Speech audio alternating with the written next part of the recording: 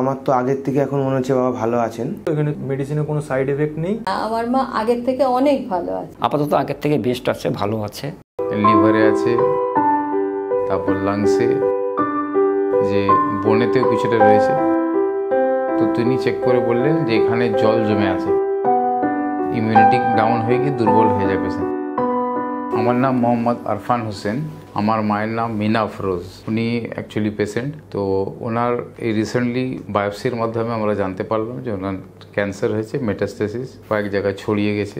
লিভারে আছে, তারপর লাংসে এবং প্লুরালে এফিউশন হয়েছে। তার পরে জানতে পেরেছি যে বোনেতেও কিছুটা রয়েছে, আর থাইরয়েডে, এই কয়েকটা জায়গায় ছড়িয়ে গেছে। তো আমরা খুব আগে থেকে কিছু জানতে পারিনি। গত 1 মাস আগে আমরা হঠাৎ করে মায়ের শরীরটা খারাপ ছিল, জ্বর জ্বর ভাব। তো আমরা ডক্টরের কাছে নিয়ে গেলাম। ওখানে নিয়ে যাওয়ার পর ডক্টর জেনারেল ফিজিশিয়ান ট্রিটমেন্ট দিলেন।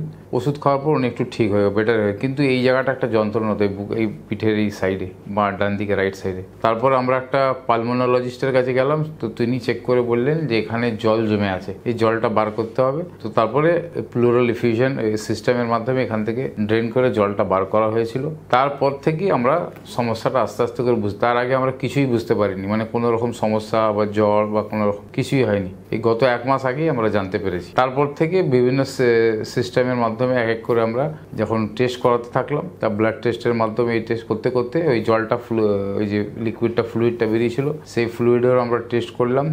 তাতে নেগেটিভ রেজাল্ট এসেছিল যে কোনো রকম ম্যালিগনেন্সি ছিল না। কিন্তু সমস্যাটা যেহেতু মিটছিল না, তাই জন্য আমরা আরও ফার্দার বিভিন্ন রকম ডক্টরের কাছে গিয়েছিলাম। তারপর ডক্টর আর একটা পালমোনোলজিস্ট কাছে গিয়েছিলাম, উনি বায়োপসি সাজেস্ট করলেন। তারপর বায়োপসি করার পরে আমরা জানতে পারলাম এরকম মেটাস্টেসিস হয়ে গেছে, জিনিসটা ছড়িয়ে গেছে। তখন আমরা চেষ্টা করছিলাম যে একটা পেনলেস ট্রিটমেন্ট, যেখানে ওনার একটু কষ্টটা লঘু হবে এবং ওনার ট্রিটমেন্টটা একটু সঠিকভাবে হতে পারে। কারণ ক্যান্সারের কেমো, রেডিয়েশন এগুলো শুনেছি খুব কষ্টদায়ক, তাতে লাভের থেকে ক্ষতি আরও বেশি হয়, ইমিউনিটি ডাউন হয়ে গিয়ে দুর্বল হয়ে যায় পেশেন্ট। তাই যেরকম একটা ট্রিটমেন্ট আমরা খুঁজছিলাম পেনলেস, এটা আয়ুর্বেদিক ট্রিটমেন্ট। তো এই পুনর্জন্মের ব্যাপারে আমাকে আমার একটা বন্ধু, আমার একটা পরিচিত দাদা, উনি বলেছিলেন। তারপর ফেসবুক এবং বিভিন্ন গুগল করার মাধ্যমে আমরা জানতে পারলাম। তারপরে আমরা চেষ্টা করছি যে এইভাবে এগিয়ে যাই।